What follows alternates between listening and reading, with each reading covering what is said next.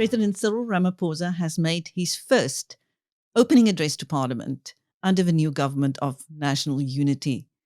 We speak to Ayanda, Allie. Her reaction to his last State of the Nation address went completely viral. So obviously we'd like to know what she thinks of his opening address to Parliament. Welcome, Ayanda.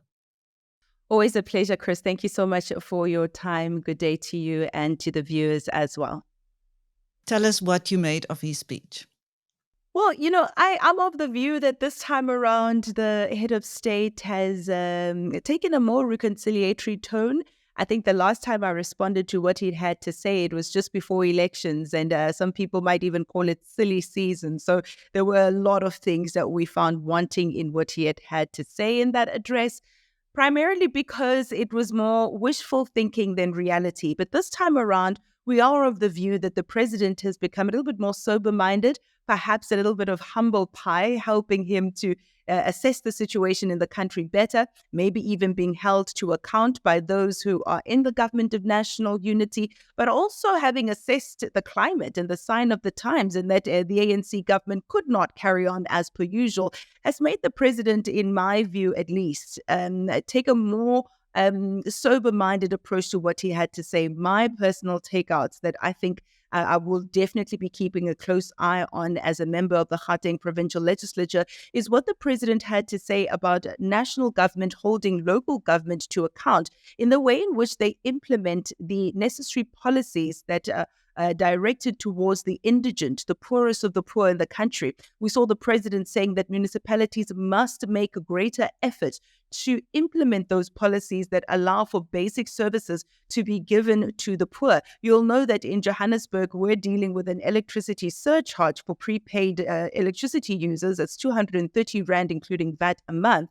And our understanding was that that's going to penalize even the poor, because the majority of them are not on that indigent register that caters for them to receive basic services. We know that Treasury allocates funds for those who are indigent to receive those services, but unfortunately, they are not receiving them because of a lax in doing the work that is necessary to be done at municipal level. So to hear the president address that, again, it just tells me that he's become a little bit more in touch with reality, and we welcome that. And we who are in opposition will be watching closely to see that it's not just talk, but he's walking the talk.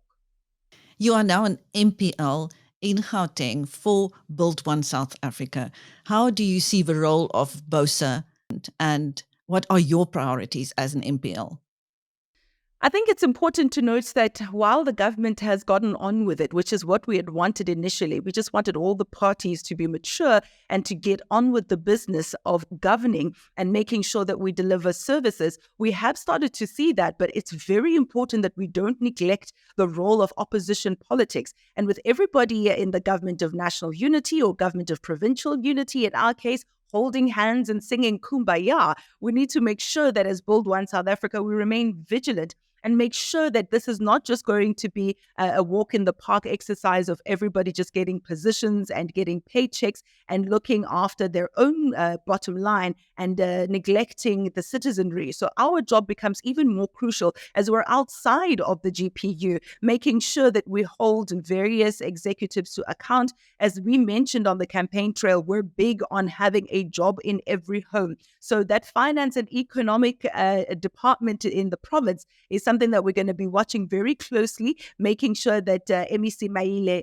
does not just to talk a good talk. He's mentioned so many dreams and so many great ideas that he had, but we know that the basics are not working. The basics of getting food to schools where children need that nourishment and sustenance, that has not happened. We know that we are still struggling with high cost of living in the province, and we want to make sure that we trim the fat as much as possible by way of perks that executives will be receiving, so that we are able to channel those funds in the right direction. So we'll be keeping a close watch on things like that. Again, we welcome the president's introduction of more food items that will be VAT exempt, making sure that the poorest of the poor are able to live and have good nutrition.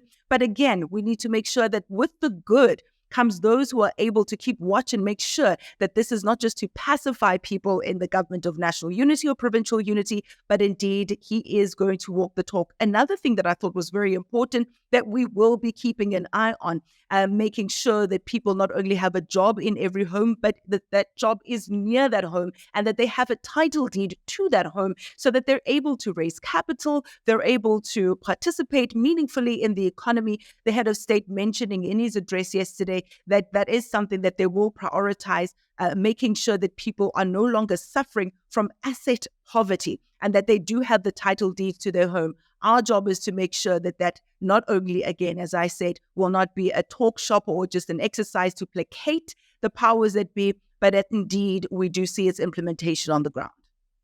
I had not had a chance to ask you about the outcome of the election and the formation of this government of national unity. To what extent do you think it will be able to address the concerns of a majority of South Africans, and in what kind of time frame? I think if maturity prevails and politics are put aside and people are prioritized, they can be great strides that are made. Also, provided that opposition, again, I have to underscore that, is not wavering and left to just be backbenchers in parliament or the legislature, then I do think we do have a recipe that could bring about change. I think one thing that we should take out from this election that we should never ever forget is we managed to break the back of the almighty and all-powerful ANC that had declared that they will rule until Jesus Christ comes. We've shown that the electorate is able to change that and they can take power back. And it may seem messy and uncomfortable and a little all over the show at times, but that's a great win. That's a stride that has been taken that we should never forget. Ours is now to make sure that maturity, as I said, prevails, that people are not just out there for positions, but they're able to prove that they're effective. My wish is that those who are from different political parties who are occupying cabinet seats or positions in the executive will want to prove the worth of their political party and their ability to govern. And by doing so, by default, they'll be able to serve South Africa a little bit better. So a little healthy competition from those who are in cabinet positions and legislative positions in the executive, I think will serve South Africans well. I think we will also then be able to build our muscle as Build One South Africa, having not been in the political arena in any key positions prior to these elections. I think we'll be able to prove that we're able to practice what we preach. And I think that can only benefit South Africans and those in the provinces of Gauteng as well. And we'll be able to prove our efficacy going forward into the next election. So I think, yes, it may seem a little bit uncomfortable, but this is an outcome that can be a win if we use it well. And I think something also that's very important that South Africans must never forget is their role in this democracy,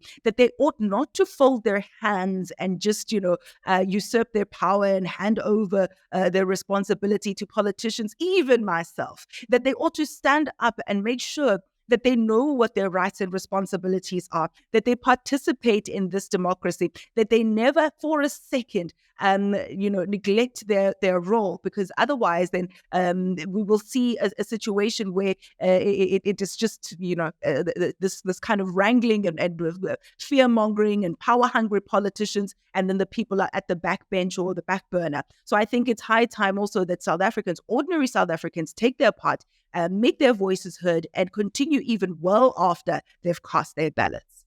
Thank you. That was Ayanda Allie of Build One South Africa speaking to BizNews after President Cyril Ramaphosa opened Parliament. Thank you, Ayanda, and I'm Christine.